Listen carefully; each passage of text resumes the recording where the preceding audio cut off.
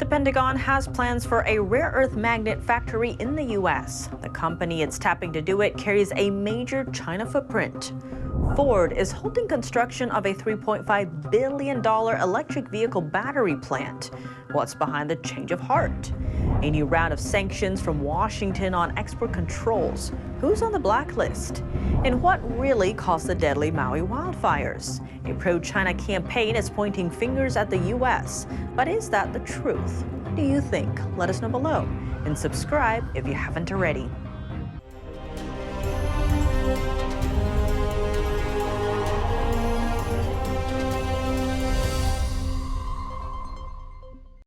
Welcome to China in Focus. I'm Tiffany Meyer. Less reliance or more exposure. Washington wants to build up its domestic rare earth supply chain. But the company it's tapping to help has a big China footprint. Last week, the Pentagon announced an award of nearly $95 million to a company named EVAC Magnetics. Rare earth magnets power electric vehicles, wind turbines, and smartphones. And they're critical for both military and industrial uses. America's dependency on Chinese imports for them has been deemed a national security threat. So the goal is to make them in the U.S. Reacting to the Pentagon's EVAC investment, the head of a major U.S. mineral company described the move as historic. That's after a major maker of advanced magnets in the U.S. was sold and moved to China decades ago. But there's more to the story.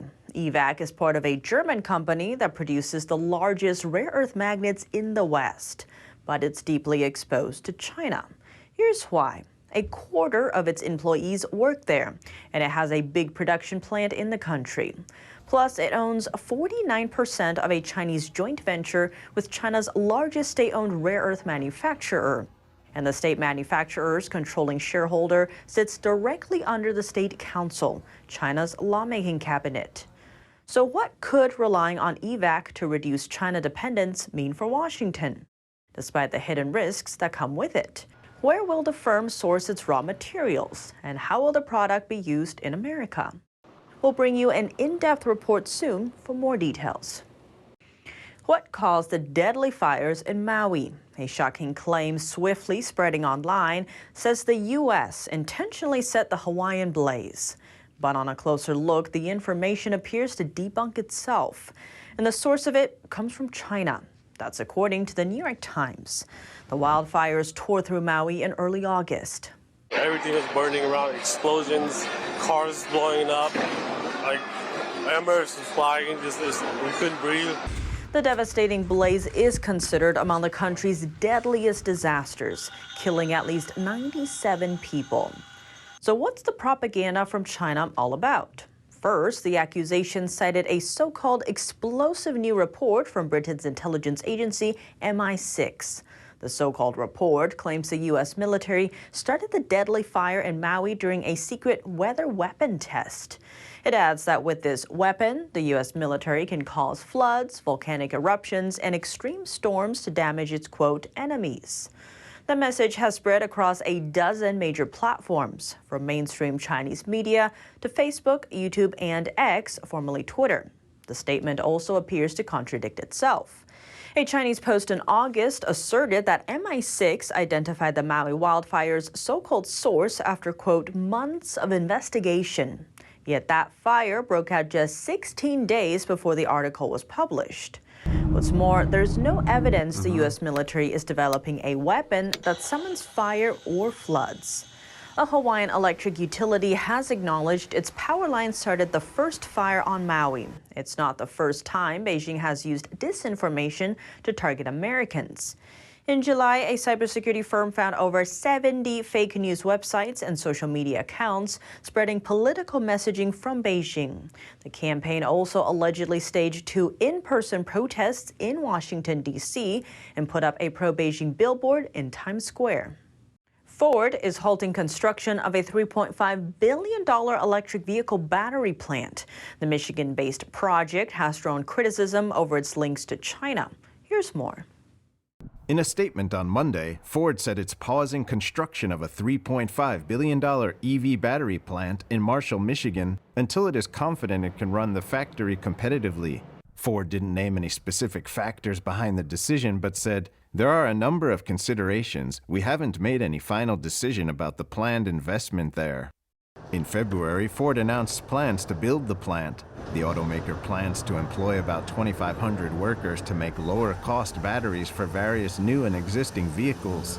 The factory was to start producing batteries in 2026, aiming to supply 400,000 vehicles per year.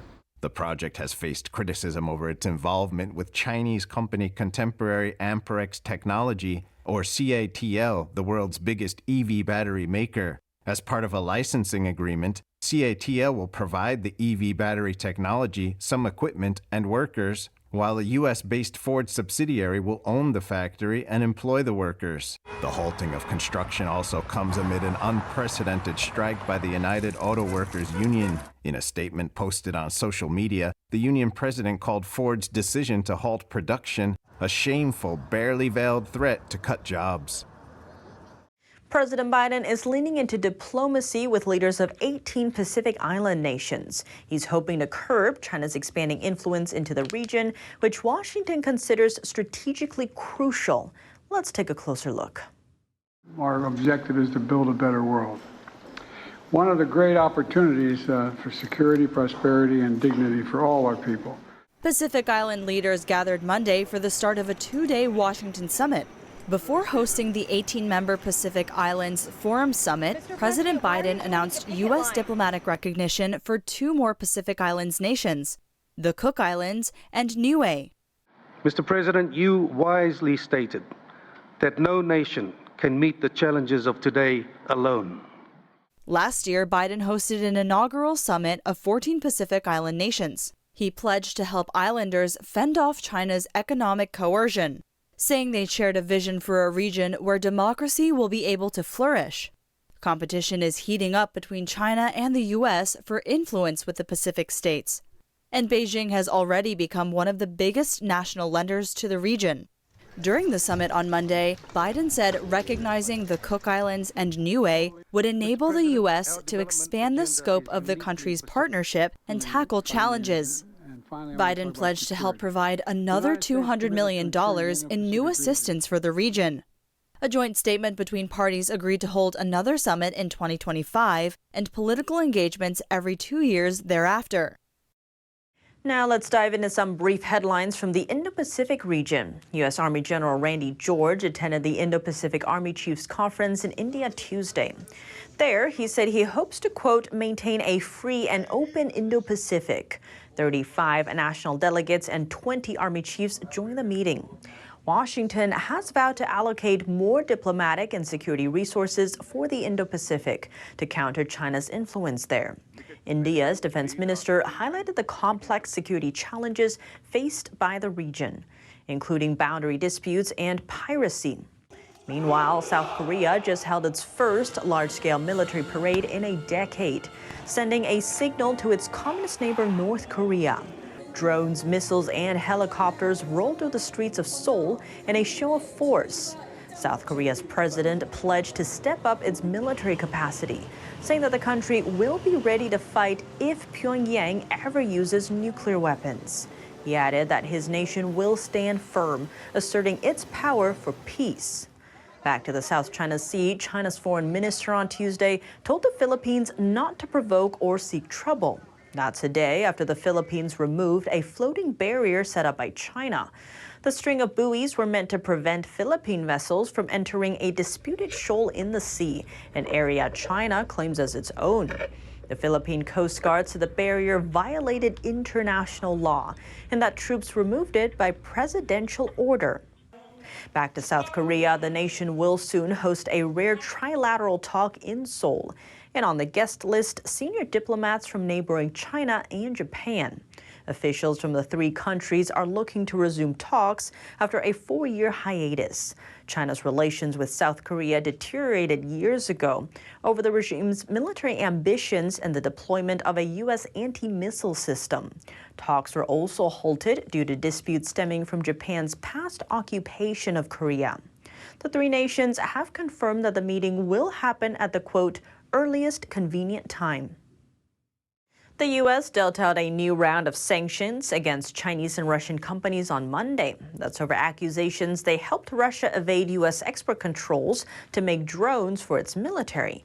NTD's Jeremy Sandberg has more on the freshly blacklisted firms.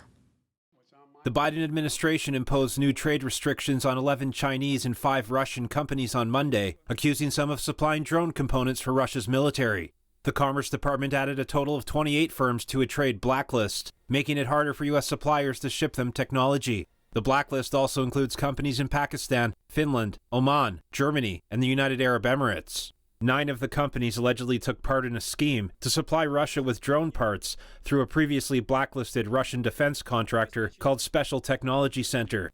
An investigation led by Reuters last year uncovered a logistical trail that spans the globe, ending at the Special Technology Center in St. Petersburg, Russia, at the Orlan drone production line. The investigation found China-based exporter Asia-Pacific Links has been among the most important suppliers to Russia's drone program. The firm was the target of a previous round of U.S. sanctions in May, along with Russian import company SMT Logic. Commerce Department Export Controls Chief Alan Estevez stated the U.S. will not hesitate to take swift and meaningful action against those who continue seeking to supply and support Putin's illegal and immoral war in Ukraine.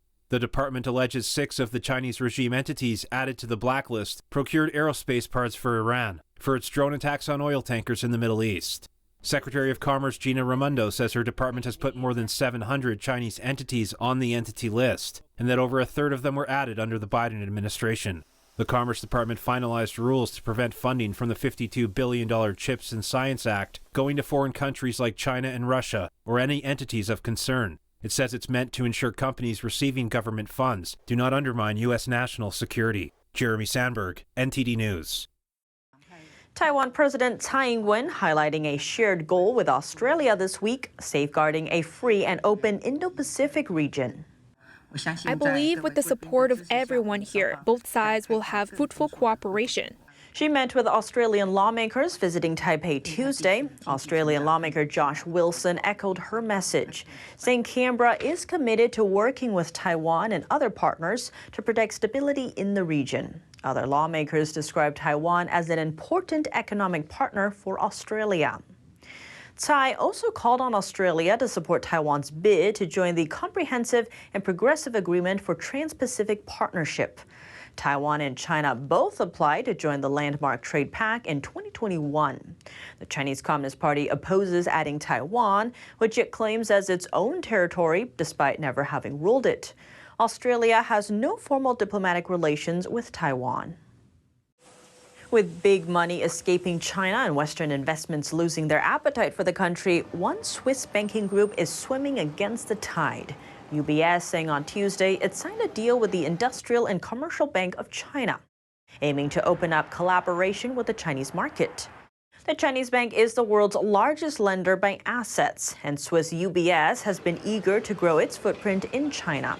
It already has a joint venture and a private fund business there, but earlier this year, it scaled back operations amid geopolitical tensions. At the time, it dropped plans to set up a new fund unit in China. UBS also cut a lot of jobs in the region. Now, the Swiss banking group says the two will explore cooperation in investment and corporate banking. Another day of slump for the world's most indebted company. Chinese property giant Evergrande's stock price continued to slide on Tuesday. What effect will the turmoil have on China's unsteady market? Here's more. Evergrande shares tumbled for a second day on Tuesday. They fell as much as 8% in Hong Kong trade, following news of more debt troubles. Its main domestic unit, Hengda Real Estate, said it had failed to make payments due the day before. That came after Evergrande said over the weekend that it was unable to issue new debt. The firm says that's due to an ongoing investigation into Hengda by regulators. Evergrande shares lost more than a fifth of their value on Monday following that news. Now the company says it will negotiate with bondholders to find a solution to the missed payment. But it's all just the latest setback for Evergrande, which has lurched from one crisis to another since its financial woes became public in 2021.